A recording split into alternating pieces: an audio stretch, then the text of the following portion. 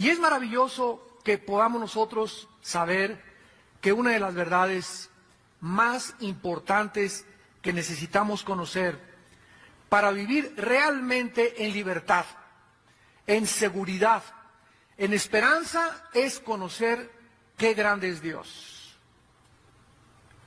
No fue hasta que Isaías pudo tener una visión de Dios sentado con las faldas que cubrían todo el templo y oír los querubines que decían: Santo, Santo, Santo, Señor Dios omnipotente, Dios de los ejércitos. No es hasta ese momento en que Isaías pudo ver su propia pecaminosidad. Estudiando este capítulo de Isaías, desde hace algunas semanas, se los digo con todo mi corazón, he caído llorando al suelo, porque le he pedido a Dios que me dé un concepto, una visión no física, ¿verdad?, de poder yo entender cada vez más su santidad.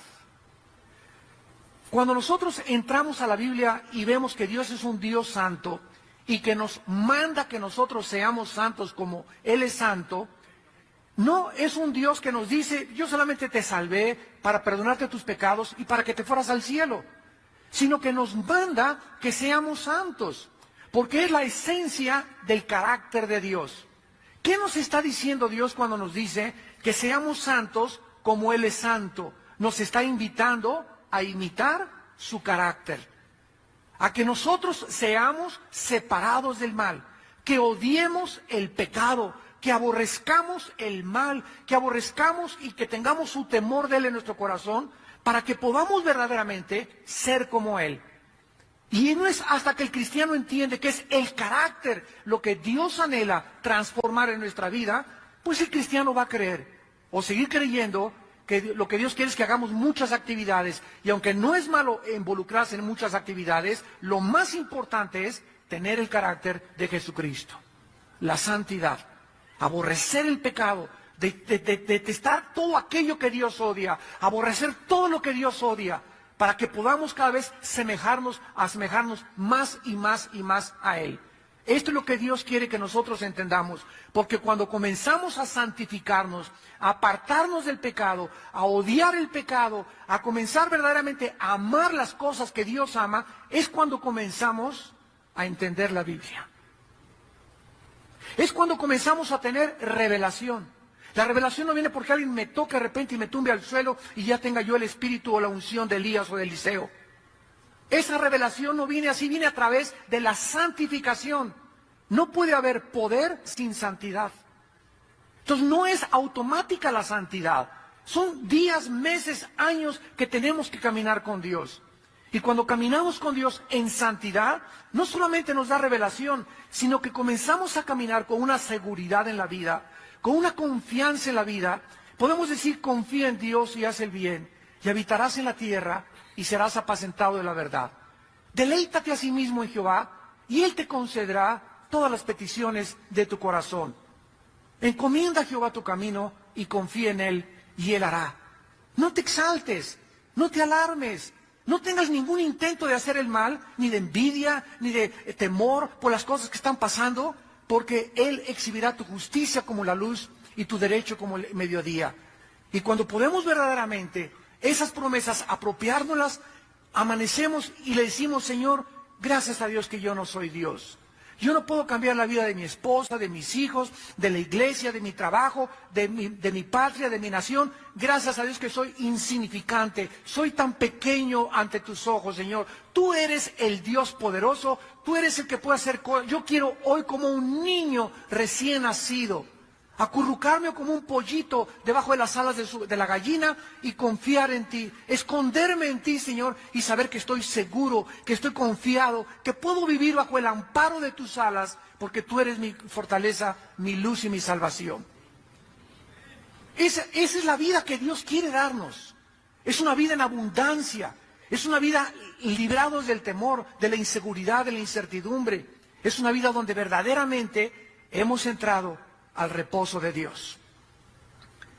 Veamos pues que al conocer entonces a Dios en la Biblia y su asombrosa grandeza, vamos a vivir con esperanza y con seguridad.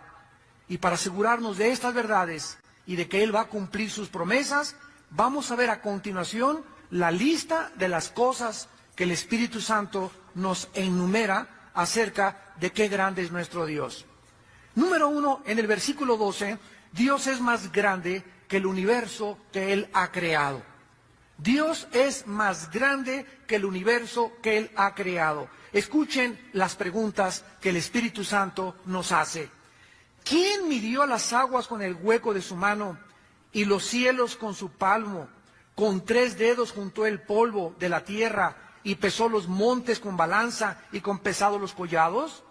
Vemos nosotros que en una comparación, como no puede usar Dios ninguna otra imagen ni ninguna otra ilustración, dice que todas las aguas de los océanos, de los ríos, de las lagunas, de los abismos que están dentro de la tierra, todo absolutamente lo que está aquí en este planeta, es como si Él las tuviera en sus manos. No es nada más que una gota en sus manos todas las aguas de los océanos. Todos los cielos, las estrellas, los planetas y las galaxias no son más grandes que la palma de su mano. Entonces ponte esto en la imaginación. Imagínate así a Dios como un gigante increíble, con los millones de billones de billones de billones de galaxias que existen, con las estrellas que son 500,000 veces más grandes que el Sol. Estrellas 500,000 veces más grandes que el Sol. Para que tengas una idea, la Tierra cabe 1,000,000 de veces dentro del Sol. Nuestro planeta cabe 1,000,000 de veces dentro del Sol. Y el Sol tiene estrellas que son más grandes que él, 500,000 veces más. O sea, es ni siquiera en nuestra imaginación podríamos asimilarlo. Ese Dios con todo ese universo vasto que existe, lo tiene en su mano. Así de grande es Dios. Y todo el peso, dice la Biblia, con 3 dedos juntó el polvo de la tierra. O sea, todo el polvo y toda la tierra que existe en este planeta está matemáticamente calculada por Dios. No hay más tierra que agua, ni más agua que tierra. Exactamente, Dios hizo la capacidad y en las balanzas pesó, dice la Biblia, con 3 dedos el polvo y los montes con balanzas y con pesa los collados. Cuando Dios diseñó, dice el Job 38, los ángeles estaban alegrándose, viéndose todo lo que Dios hacía. Y Dios puso cordel, puso medidas como un arquitecto. Esto va a tener tanta longitud, esto va a tener tanta anchura, todo el diámetro de la tierra, el movimiento de la tierra, para que el agua no se salga cuando gire la tierra, para que las aguas no lleguen a las playas e inunden las ciudades. Las playas, las aguas de los océanos llegan a un límite y ahí se paran.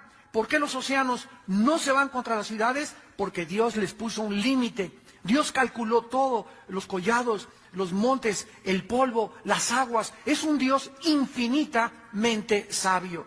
Como dice en Génesis 1:1, en el principio Dios hizo los cielos y la tierra. Dice en Hebreos 1, del 1 al 3, Dios, habiendo hablado muchas veces y de muchas formas en otros tiempos por los profetas, ahora nos ha hablado por su Hijo Jesucristo, a quien hizo el heredero de todo y por quien asimismo hizo el universo, el cual es el resplandor de su gloria, y habiendo hecho la purificación de nuestros pecados, se sentó junto al Padre, y Él es el que sostiene todas las cosas con el poder de su palabra. Este es el Dios que nosotros estamos sirviendo, un Dios increíblemente vasto, maravilloso, inmenso para nuestra capacidad que tenemos. Pero no solamente eso, sino que a ese hombre que crucificaron hace 2000 años, es por quien Él hizo todo lo que existe, y ese hombre que resucitó es el que está sosteniendo el universo con el poder de la palabra que tienes ahí en tu silla y que tengo yo en mis manos. La palabra de Dios. Cuando vengo a la palabra de Dios, tengo que tener reverencia, porque sé que cualquier cosa que yo lea de la Biblia es Dios, el Dios omnipotente y poderoso, el que está hablando a mi vida. Y que lo que Él me está diciendo es la verdad. Y que tengo que creerlo con todo mi corazón y con toda mi alma. Si digo que realmente tengo fe, tengo que creer y tengo que obedecer. Porque si no, verá, sería como la persona que se mira en un espejo y se olvida cómo era, y así es el que ve la palabra y se olvida lo que Dios le dijo.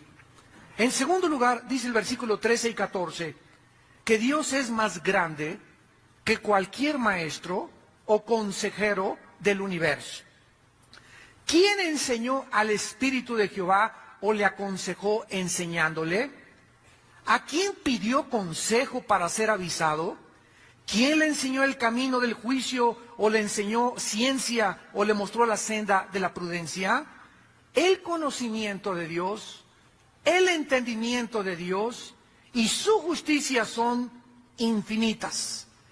Él no necesita absolutamente que nadie, ni Descartes, ni Demóstenes, ni Platón, ni Aristóteles, ni los filósofos, ni los escritores, ni los políticos, no hay ni un premio Nobel, no hay ningún líder, no hay ninguna persona que jamás haya nacido, no hay nadie en el universo, ni los ángeles que son infinitamente más sabios que nosotros, ni los querubines que están todo el día diciéndole santo, santo, santo. No existe nadie en el universo más grande en conocimiento que Dios. Así que si nosotros tenemos ese Dios que conoce todas las cosas, significa que Él conoce también nuestra vida. Y esto, ¿verdad?, funde nuestros fusibles, porque dijo Cristo que aún los pelos de nuestra cabeza estaban contados. Que los pajarillos del campo que valen 1 peso o 2 pesos, cada pajarito que se cae o cada pajarito que se muere, Dios sabe lo que le está pasando. Cuando un insecto, cuando una mosca la agarras y la matas, Dios sabe que mataste una mosca. Dios sabe que mataste un mosquito. Las hormiguitas que tú pasas y que tú las pisas, Dios sabe que fueron 375 hormigas las que pisó tu chancla. Este es el conocimiento de Dios. Los mismos átomos que forman la materia, los electrones y los protones y los neutrones que giran a una velocidad vertiginosa, Dios les dio esa velocidad. Y no hay un átomo que no se salga, un planeta que no se salga, sin que Dios no lo sepa. Este es el conocimiento de Dios tan maravilloso que existe. ¿Quién pues se puede atrever entonces a decirle a Dios, ¿por qué permite las tragedias? ¿Y por qué permite los tsunamis? Y si tú fueras Dios, yo no permitiría que se hubieran muerto 10,000 personas en un terremoto. Espérame tantito. Cuando Dios nos creó a nosotros, significa que Él es soberano en nuestra vida. Y si Dios te dio la vida, Él te la quita en el momento que Él quiere, como Él quiere y cuando Él quiere. Así que si se mueren 10,000 en un terremoto, esas personas se tenían que morir algún día, pero no nos gusta que se mueran aplastadas. Esas personas que se murieron en el tsunami se tenían que morir algún día. Los que se cayeron en un avión se tenían que morir un día, pero nosotros queremos que Dios nos lleve a casa como nosotros queremos. Acostados en una cama, con una linda enfermera, con oxígeno, ¿verdad? Y sin ningún dolor, y de repente, vámonos, cerramos los ojos y estamos en su presencia. Desgraciadamente, tú no eres Dios. ¿Y tú le vas a enseñar cómo te vas a ir a la otra vida? ¿Tú le vas a aconsejar y le vas a decir que estuvo mal que Él permitiera la entrada del mal al universo? ¿Tú crees que el propósito de Dios, cuando Él tuvo de permitir que Satanás entrara y se rebelara contra Él, es más grande tu conocimiento y tu razón para que tú puedas decir, si yo hubiera sido Dios, yo no hubiera hecho eso? No hubiera permitido, de acuerdo a mi juicio, ese no puede ser un buen Dios porque permitió el mal en el universo. Eso es lo que tú dices, rata de aguapuerca. Ratón de 3 patas. No tanto, ¿verdad? Pero quiero llegar a estos extremos. O sea, de veras, ¿quiénes somos nosotros?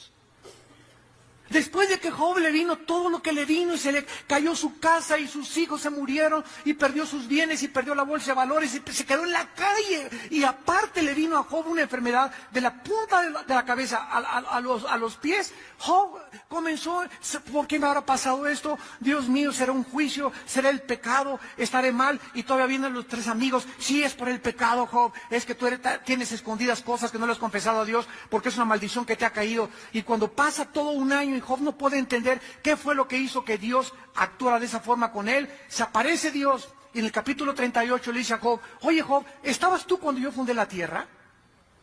¿Estabas tú cuando yo hice los animales? Cuando tuve las medidas y pesé los montes y los océanos y comencé a hacer todas las cosas a tu alrededor. Dime si eres tan sabio, contéstame. Ahora, si tú no entiendes ni siquiera las leyes físicas del universo, ¿cómo te atreves a tratar de querer comprender las leyes morales de mi creación.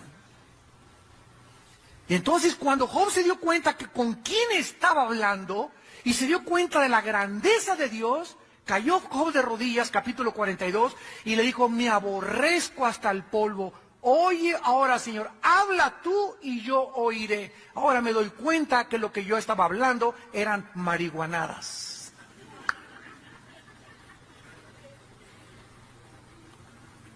Dice en el libro de Daniel, capítulo 2, versículo 22, cuando Daniel tiene la revelación acerca del sueño, Dios revela lo profundo y lo escondido. Conoce lo que está en tinieblas y con Él mora la luz.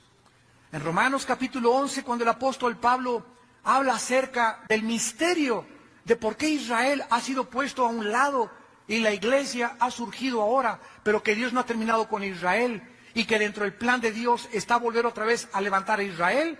Dice Romanos 11, versículo 33, oh profundidad de las riquezas, de la sabiduría y del conocimiento de Dios.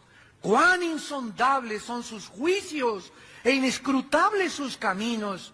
¿Quién entendió la mente del Señor? ¿O quién fue su consejero?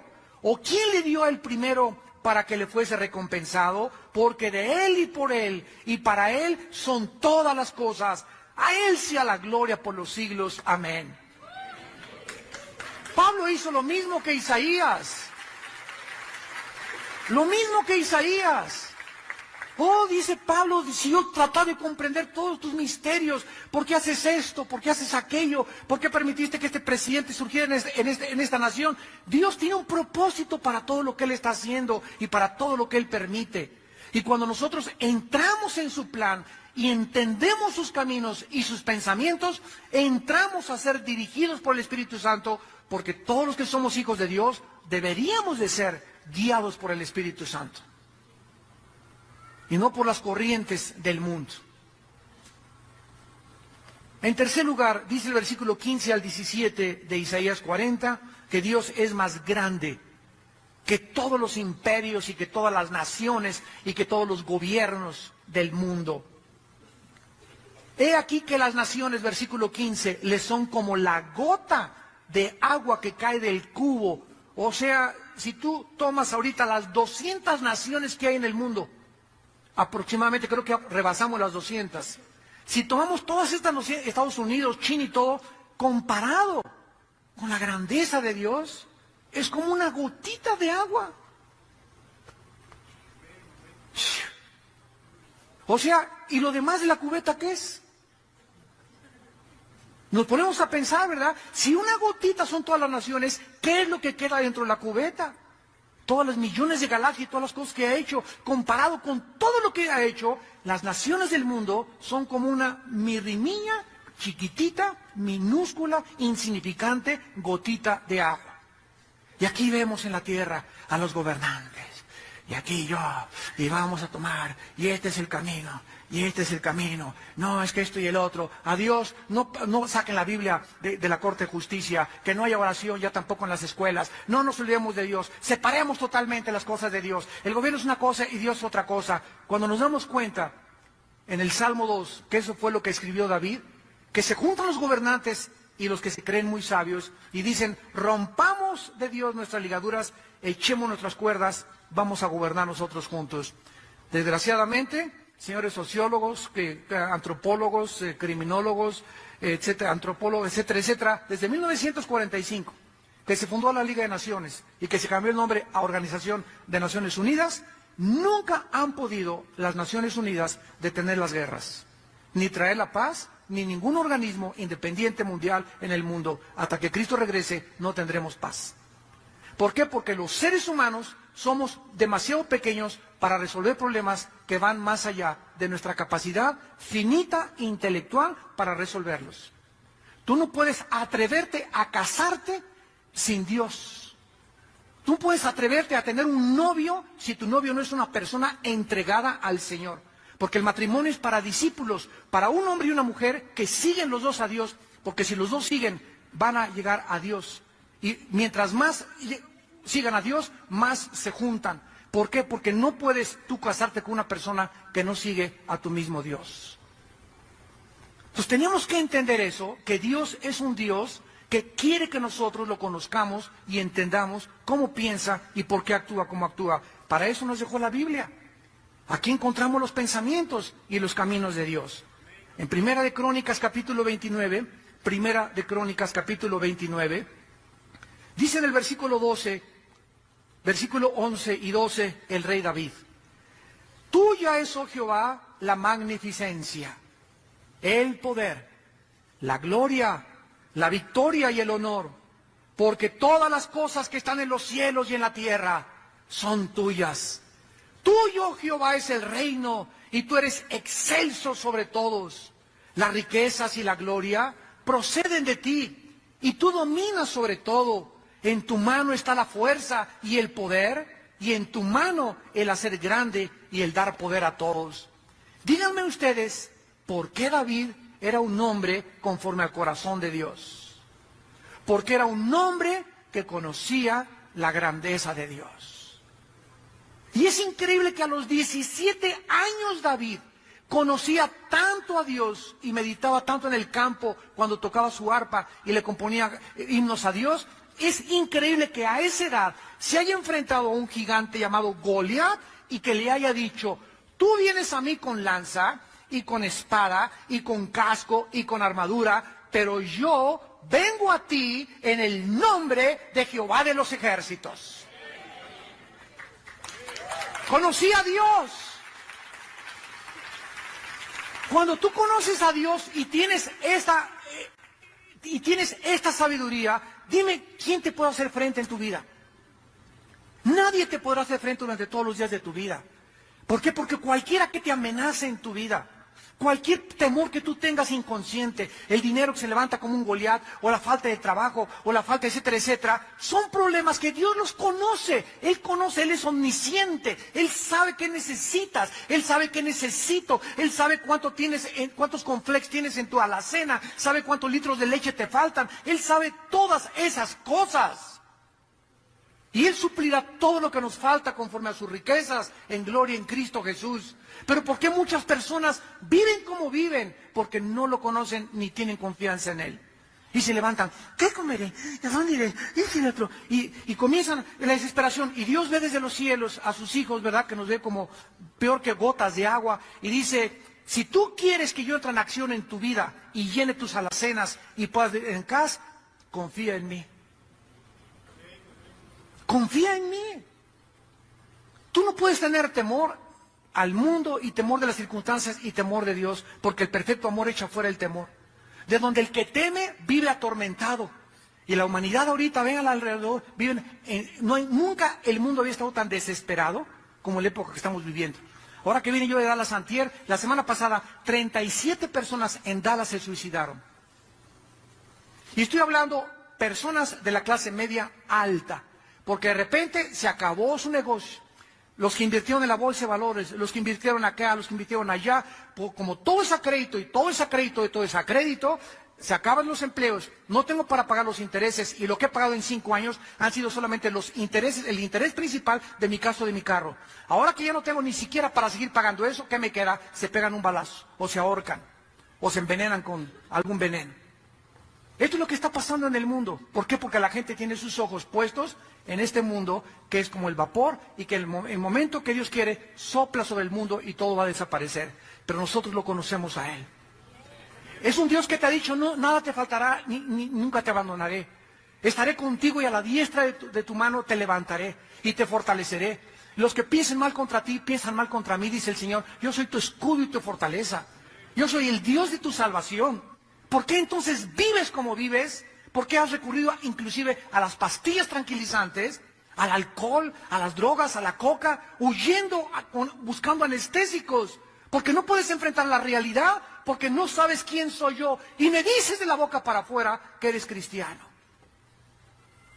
El Dios de los siglos, el Dios de nuestra fortaleza, es el Dios que hizo el cielo y todas las cosas, y el que tiene cuidado de nosotros. En el libro de los Hechos, capítulo 17, Pablo se enfrenta a los griegos filósofos, sabios de su época. y comienza a hablarles acerca del verdadero Dios con esta cátedra de la grandeza de Dios. Dice Hechos 17, versículo 24.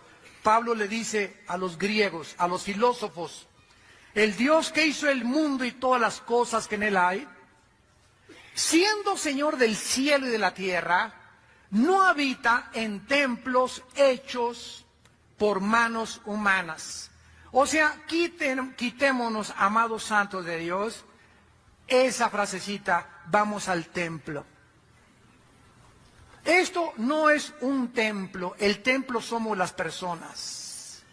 No hay ya ningún edificio desde la resurrección de Cristo hasta nuestros días en Pentecostés, cuando nació la iglesia. No existe ningún edificio que se le pueda atribuir la casa de Dios, o la habitación de Dios, o el templo de Dios, porque Él ya no habita en templos hechos por manos humanas. Él ahora ha escogido entrar a habitar dentro de nosotros. Ahora tú eres el templo de Dios y yo soy el templo de Dios. Y cuando nos juntamos en el parque, en Chapultepec, en Cuautitlán, no importa el techo o el lugar, no es el lugar ni el edificio del templo, somos las personas. ¿A dónde vas? Al templo. Ni es honrado por manos de hombres, como si necesitara de algo. Aquí te traigo un molito, mi Señor. Aquí te traigo unas veladoras. Aquí te traigo este regalito. Imagínense nada más. ¿A quién le estamos tratando de dar eso? Al Creador de los cielos y de la tierra. ¿Qué habrá que podamos decirle a Dios? Te ofrezco este reloj, te ofrezco aquello. ¿Qué hay si nos dio a su Hijo? ¿Cómo nos atrevemos a querer comprar a Dios? Él no quiere sacrificio, quiere obediencia. Quiere nuestra obediencia. Me voy de rodillas a la villa, Señor. Órale, sángrate más. ¿Qué le va a interesar eso a Dios? Me voy a crucificar, voy a cargar un costal de nopales. Todas esas cosas tienen su origen en el paganismo, en la ignorancia de las sagradas escrituras. Pero tú eres hijo de Dios y yo soy hijo de Dios, y debemos de entender a Dios que esas cosas no le agradan. Él ya no es honrado por nada que nosotros podamos hacer. Y dice la Biblia, ni tampoco habita en templos de manos humanas, pues Él es quien da a todos vida, aliento y todas las cosas, y de una sangre ha hecho el linaje de los hombres para que habiten sobre la faz de la tierra. Y les ha prefijado el orden de los tiempos y los límites de su habitación. Todos tenemos sangre H negativa o positiva, o RH o positivo o negativo o universal, pero es sangre humana. Y un negrito me puede transfundir la sangre a mí, yo a un chino, etcétera, etcétera, pero nunca un mono a un humano. Señores genetistas y señores ateos, el día que tu abuelita necesite una transfusión, tráela a la changa.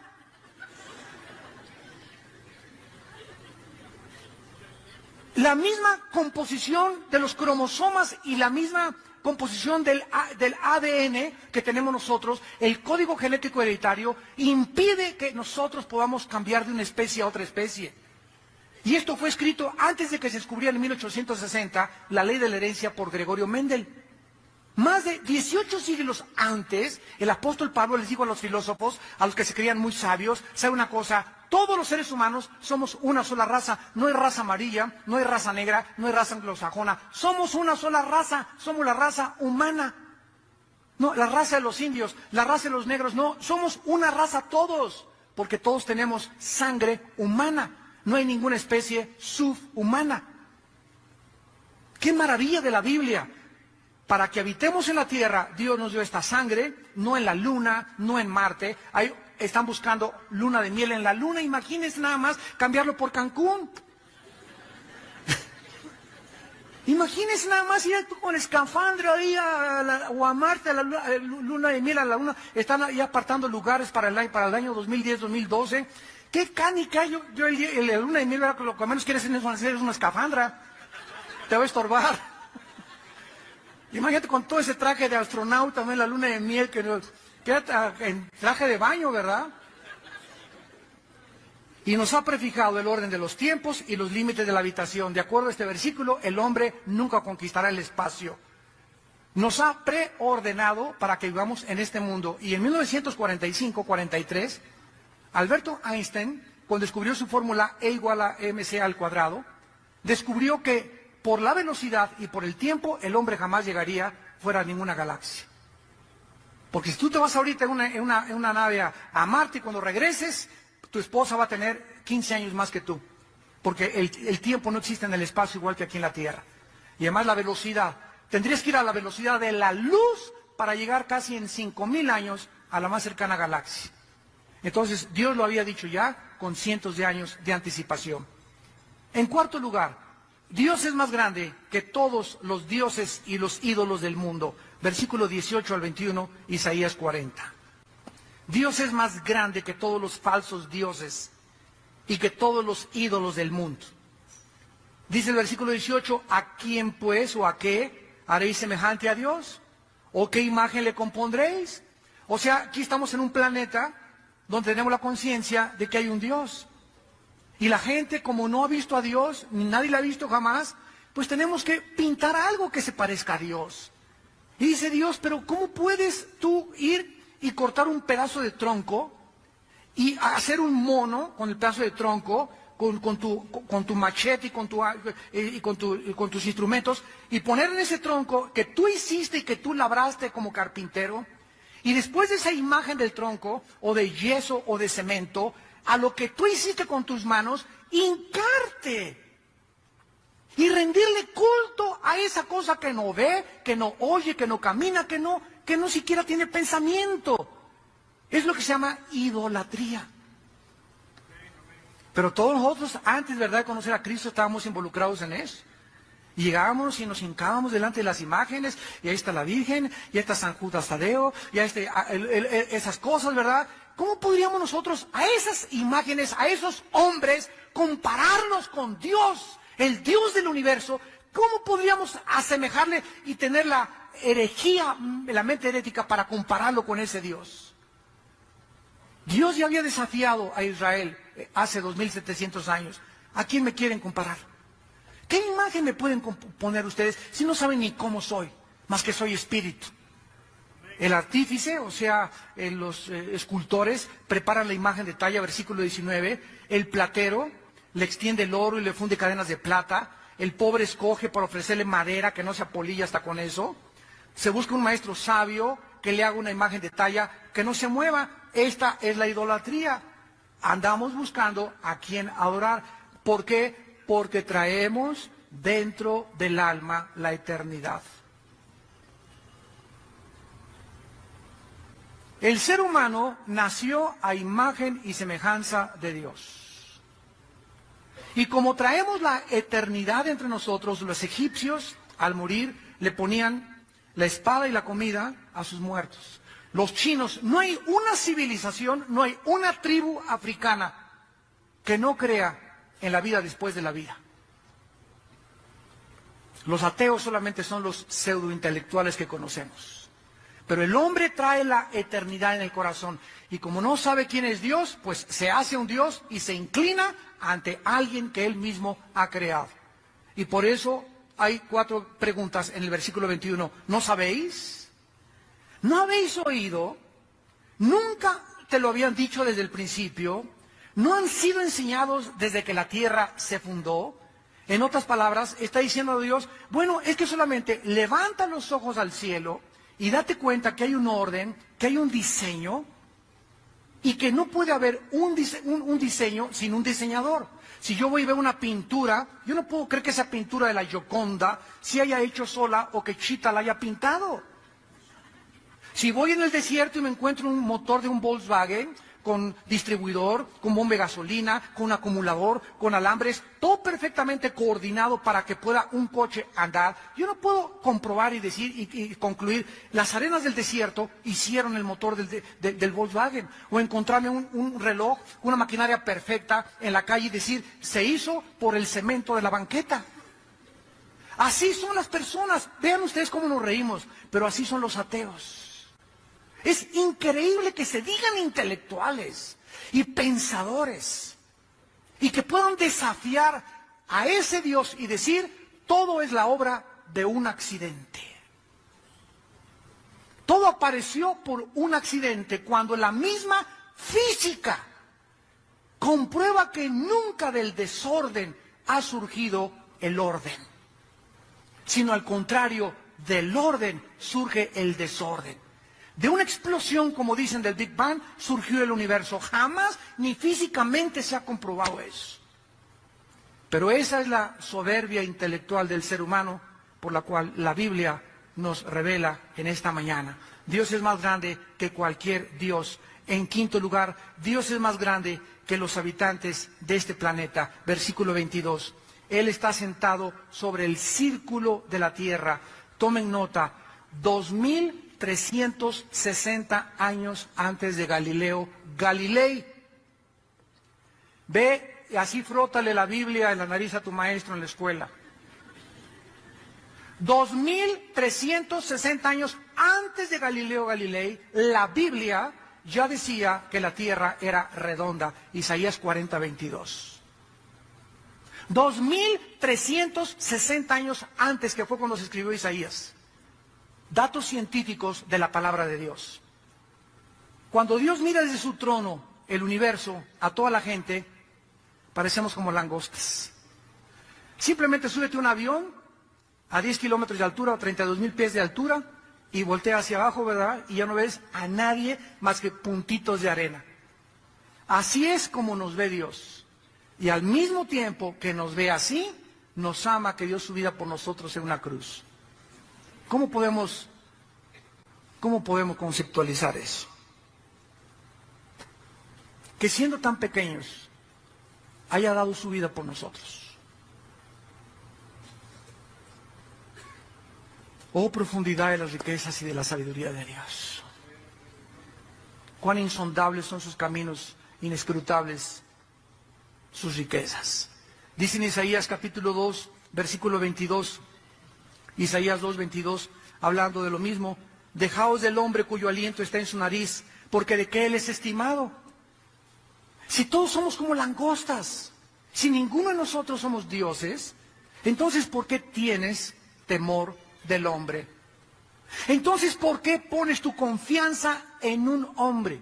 ¿Por qué creemos que un estadista o que un presidente o que un conquistador nos va a ayudar? ¿Por qué crees que si tu esposo no te ama no puedes ser feliz?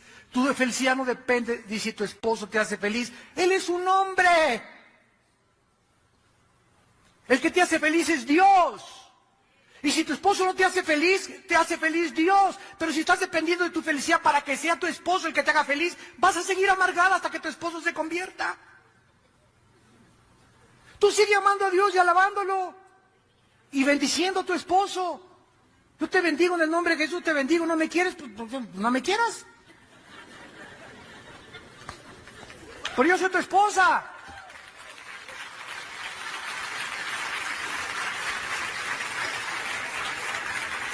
Tenemos que entender, igual en el noviazgo, ¿verdad? Ay, sí, para mi novio, ¿y qué voy a hacer? ¿Y los chochos? ¿Chochos por ese baboso? ¿Piensas quitarte la vida por ese tonto, por ese macarrón? Hay 10 más que Dios tiene para que escojas del cual va a ser el padre verdaderamente de tus hijos. ¿Cómo podemos creer y poner nuestra confianza en un ser humano? Dejaos del hombre cuyo aliento está en su nariz. Todos aquí abajo somos imperfectos. No podemos confiar en nadie porque, en el sentido de que si no tengo a mi esposa, si no tengo a mi esposo no soy feliz. Imagínense, ama a Dios con todo tu corazón, con todas tus fuerzas y con toda tu alma. ¿Por qué? Porque si tú amas a Dios con todo tu ser y con toda tu alma, el día que te falte tu esposa, o el día que te falte tu esposo, o tu novio o tu novia, no se te va a mover el tapete, porque tu amor principal estaba en Él.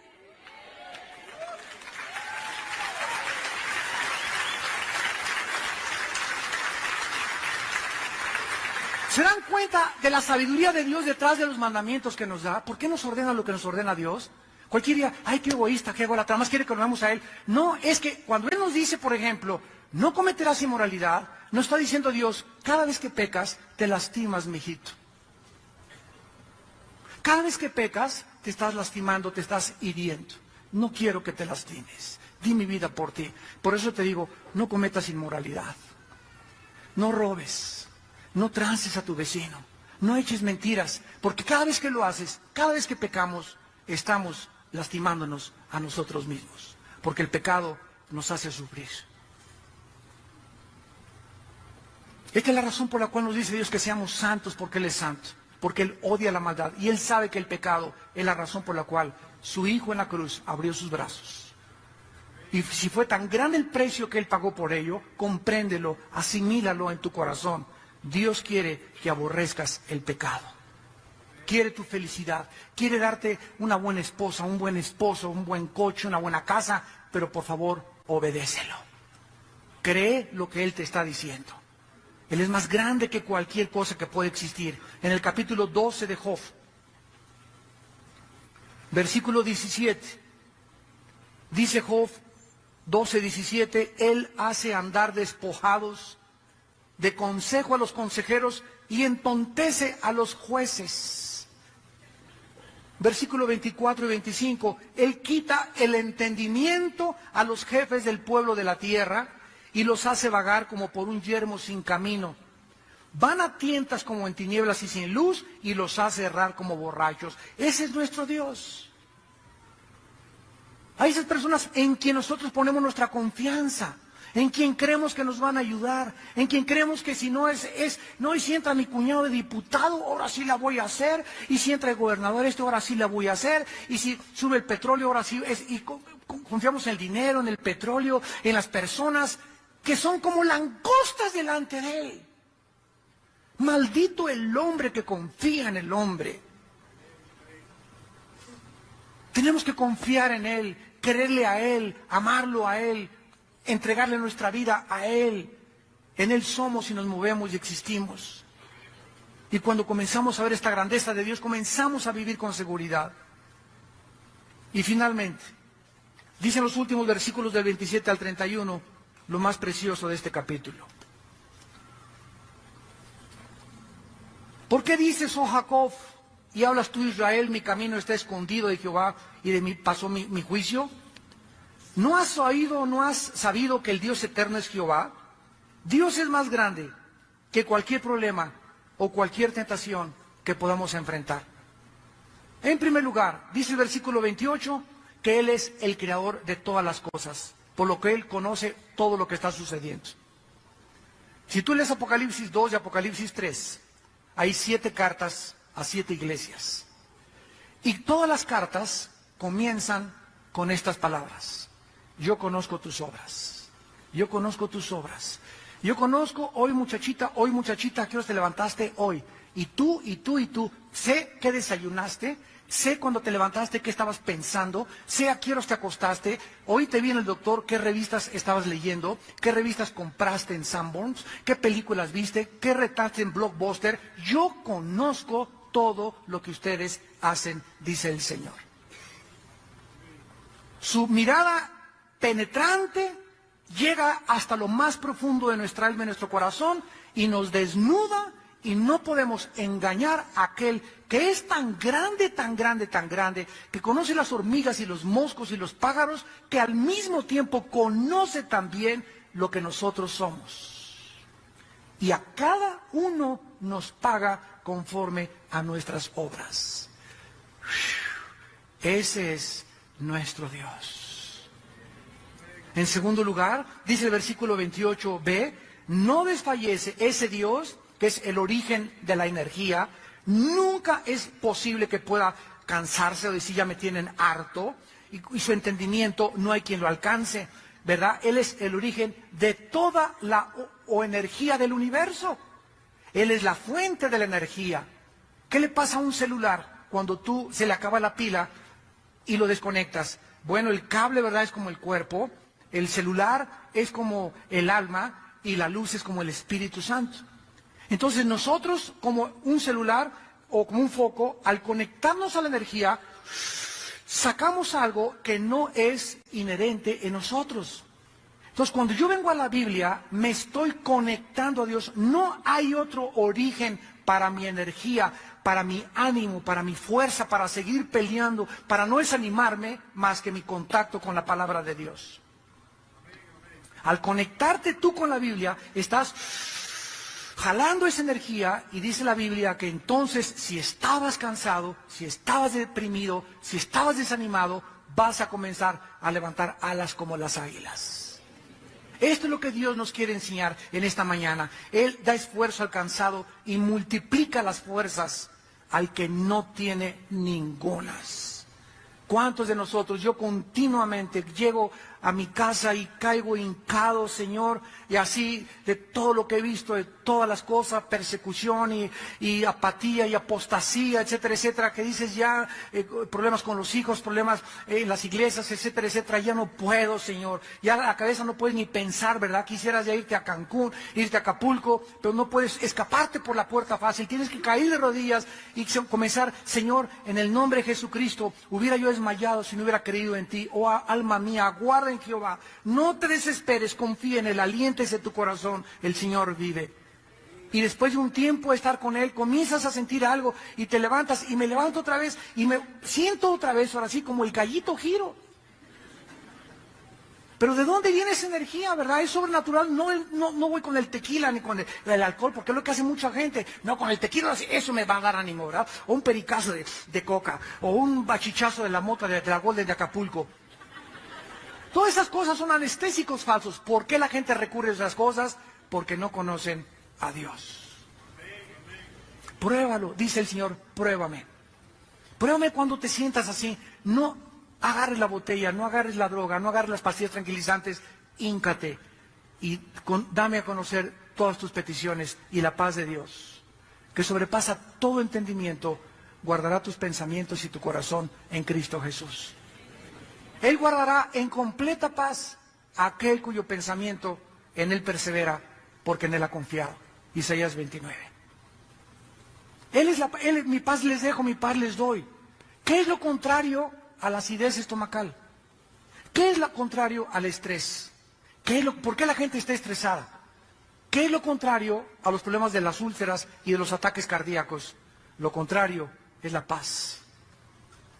Una persona que está estresada se comienza a enfermar del hígado, del páncreas, te sube la presión, afecta a tu sistema nervioso. Dicen que cuando se muere una persona, tu estrés está como en 200. Cuando hay un divorcio, tu estrés está como en 250. Y hay una cadena que han hecho, ¿verdad?, de ver qué es lo que produce más estrés en la vida de un ser humano. Manejar simplemente son como 30 o 40 grados de estrés. Nada más manejar en el periférico. Entonces, si nosotros comenzamos a ver y sumamos al llegar a la casa todas las veces que nos enfrentamos con el estrés y tenemos una cuenta de más de 100, nos damos cuenta entonces por qué estamos enfermos. Y llega el hermano, ¿verdad? Toque mi panza, hermano, en el nombre de Jesús. Reprenda el espíritu que tengo aquí adentro. Sáname, Señor. Y nuestro problema es que no tenemos paz con Él. ¿De qué te sirve que Dios te tumbe ahorita y que te sane? Si vas a llegar a tu casa y vas a vivir igual, vas a seguir comiendo igual, vas a seguir pensando igual. Dios no es la varita mágica de Aladín, ¿no? Pum, pum, pum, pum, pum, pum, pum, pum. Sano, sano, sano, sano, sano, sano. ¿Qué es eso? Ni la India María hacía eso. Y aquí terminamos y dice el versículo 28, no has sabido. ¿No has oído que el Dios eterno es Jehová, el cual creó los confines de la tierra, como ya me lo explicó anteriormente? No desfallece ni se fatiga con cansancio, y su entendimiento no hay quien lo alcance. Él da esfuerzo al cansado, multiplica las fuerzas al que no tiene ningunas. Los muchachos, así como que están jóvenes y 18, 18 años, por más que sean jóvenes, se fatigan y se cansan, porque son humanos. Los jóvenes también se flaquean y caen, pero comparándonos con los jóvenes, que ya no pueden, a los 18, 20 años parecen viejitos de 35 y 40, los que esperan en Jehová. Aquí está el centro y el núcleo de toda nuestra conferencia. La palabra esperar es la palabra hebrea kavá, que significa unir dos cosas o pegar dos cosas. Los que están así con Dios son los únicos que van a poder levantarse y enfrentar lo que nos queda de vida y las batallas que nos están esperando, porque están unidos con Él, y cuando estás unido con Él, Él es quien pelea tus batallas. Porque separados de mí, nada podéis hacer. Enfréntate a tu matrimonio sin Dios, enfréntate a tu trabajo sin Dios, haz un negocio sin Dios, sé padre sin Dios, sé madre sin Dios, haz lo que quieras sin Dios, y la ruina te está garantizada adelante de tu vida. Porque fuimos creados para caminar con Él. Fue el secreto de la vida de Jesucristo. Dice Marcos 1:35 que aún no amanecía y se levantaba para hacer contacto con su Padre y se iba a orar en la madrugada. Y cuando los discípulos vieron a Cristo que echaba demonios y sanaba enfermos y resucitó a los muertos, ¿saben una cosa? Los discípulos descubrieron cuál era el secreto de Jesús. Y sabían que el secreto de Jesús estaba en la oración. Y por eso nunca le preguntaron, enséñanos a sacar demonios o enséñanos a sanar. La única pregunta que le hicieron los discípulos a Cristo fue, enséñanos a orar. Porque sabían que ahí estaba el secreto del poder de Jesús, en su vida y en su comunión con su Padre. Y las águilas es el ejemplo que usa el Espíritu Santo, porque las águilas son las únicas aves de los gavilanes, cóndores, todos o pilotes, la que tú quieras, es la única ave el águila que cuando la tormenta viene, todas las aves van y se esconden en los árboles, se buscan refugio en las cuevas. El águila es la única ave que cuando viene una tormenta no corre y se esconde, sino que vuela y se enfrenta a la tormenta para volar arriba de ella.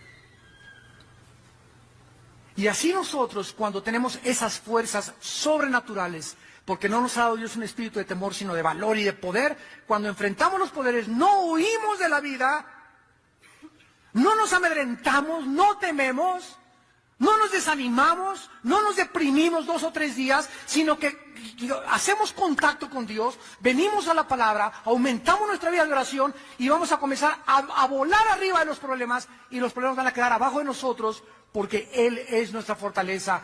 Torre fuerte es el nombre de Jehová, a Él correrá el justo y Él será levantado. Padre, gracias por tu palabra. Gracias por tu palabra, Señor. Oh Dios, en esta tarde oramos por muchos hijos e hijas tuyas que están desanimados, que están deprimidos, que están estresados. Muchos que ustedes nos ven por la televisión, no hay un camino corto para el poder de Dios, ni para la santidad. Tienes que discipularte. Tienes que pagar el precio de conocer a Dios y de seguirlo con todo tu corazón. Bendecimos en esta mañana a todos ustedes que están caídos, afligidos, para que la paz de Dios, que sobrepasa todo entendimiento, guarde tus pensamientos en Cristo Jesús. Pídele perdón a Dios en esta mañana y dile: Señor, lávame con tu sangre preciosa. Me he separado de ti en mi soberbia, creyendo que puedo actuar y vivir sin ti. Oh Dios, tú eres mi fortaleza. Tú eres mi pronto auxilio en todas las tribulaciones. Diré a Jehová, castillo mío, roca mía, mi Dios, en quien confiaré. Como el siervo clama por las aguas, oh Dios, hazme que así mi alma clame por ti. Quiero tener sed de ti, quiero tener hambre de ti, quiero conocer tu santidad y ser cada vez más santo, porque tú eres santo. En esta mañana también tal vez habrá personas que no tienen a Cristo todavía, que tal vez vienen a visitarnos, o tal vez tienes varios domingos ya viniendo, pero no le has entregado tu vida a Jesucristo. Yo te pido en esta mañana que le entregues tu vida, que te arrepientas de tus pecados y que le digas a Cristo ahí desde tu corazón. Ustedes que nos ven en la televisión también, dile en tu corazón: Señor mío y Dios mío, te pido perdón por mis pecados. Creo que en la cruz tu Hijo Jesucristo pagó con su sangre por ellos y que a los 3 días lo levantaste de los muertos. Señor Jesucristo, te pido que entres a mi vida como mi Señor y mi Salvador, y te pido que me des la fuerza y el poder de vivir para ti. En el nombre de Jesús. Amén.